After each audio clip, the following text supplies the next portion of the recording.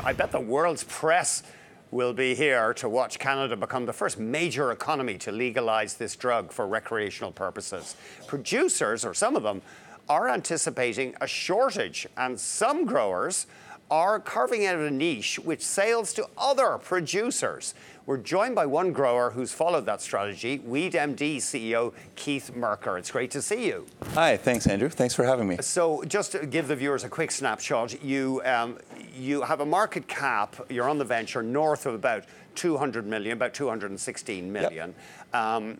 And what is your focus? You've just constructed this huge new growing facility in Strathroy, Ontario, in the southwestern part of the province. So you're primarily a grower? So fundamentally speaking, WeedMD comes from a place where we have developed one of the largest and most comprehensive grow production cultivation platforms in the industry today. Mm-hmm. So it's interesting, you mentioned at the start of the segment that we're experiencing a shortage in the space today, and that is very true. I can tell you from our experiences with not only our peers in the space from the licensed producer standpoint, but also from the distribution channels that WeedMD has, both with the provinces for the retail aspect of this business, as well as Shoppers Drug Mart, which we're a supplier to for the medical business going forward. Yeah. Everyone is scrambling for product.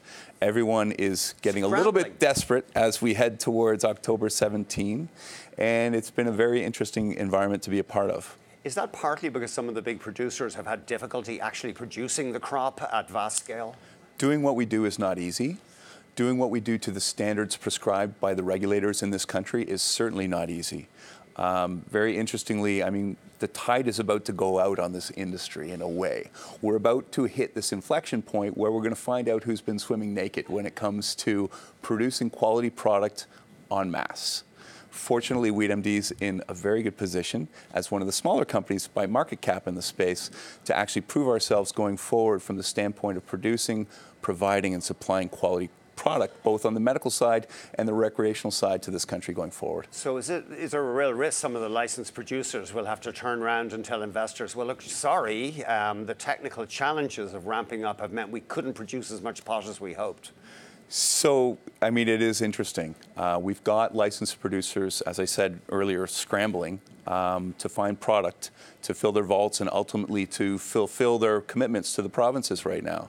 And they're willing to pay up to such a degree that they'll be losing vast amounts of money as they wholesale it to the provinces going forward. So fundamentally speaking, if you think about it, every gram of cannabis that's smoked in this country post-October 17 will in some way, shape, or form probably be subsidized by the good investment community in this country and others. That's interesting. So there will be, can you tell us, you've been supplying, or you've struck deals to supply some other players. Can you tell us who you will be supplying to? So we're not disclosing any of the details of, or the specifics thereof, of the wholesale agreements that we've put into place thus far. You know, WeedMD is distributing to the provinces for the recreational rollout in a couple of weeks. In your own right? Yep. Yeah, so selling directly. Yep, we are selling directly, and you'll be able to find our products online with the OCS, as well as in the stores in Alberta, BC, and Nova Scotia. Okay. And then, of course, we've got the medical business that we're keeping and allocating product to, because that's been the heart and soul of this company from the early beginnings, and frankly, a good margin business going forward. But ultimately, we've got excess product from which we've chosen select amounts to sell to other licensed producers to take advantage of the strong wholesale market situation today. And has your phone been ringing, your cell phone, with growers trying to get product? I think it's buzzing right now. Yeah. Well, that's interesting. Including some big players? Yep. Okay, that's very interesting angle. So talk to us about, what is your production capacity right now? What will it be? How many thousands of tons? So WeedMD has two facilities online and licensed today, both circling around London, Ontario, so only a couple hours from here. The original one is an indoor facility in Elmer, Ontario, where we're producing about 1,200 kilos per year. 1,200, so that's really, that's not massive. It's just over a ton. Correct. Yeah, yeah. And then the expansion site is where things get really exciting. Okay. So it's a 14 acres of greenhouse on site today. It's a 98-acre property. We've taken over this facility. We now have 1 acre licensed and online, which gets our current production capacity to over 5 tons per year. Excitingly, we've got another 6 rooms or another 1.5 acres of greenhouse that's ready to go. We're waiting for Health Canada's approval. We'll have another 6 tons capacity at that point coming online, more than doubling our current capacity. That'll be over the next month or so.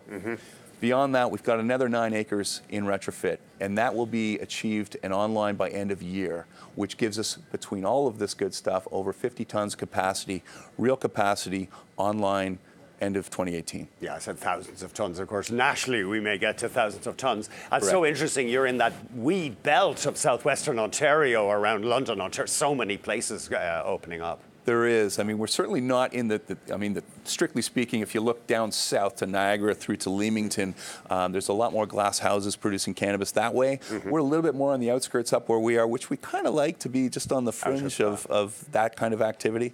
Now, you had this deal that you wanted to do with HIKU brands, and you called that off. What was that deal, and why did that end? Yeah, so back in the early spring, we landed on a potential merger transaction with HIKU. Right.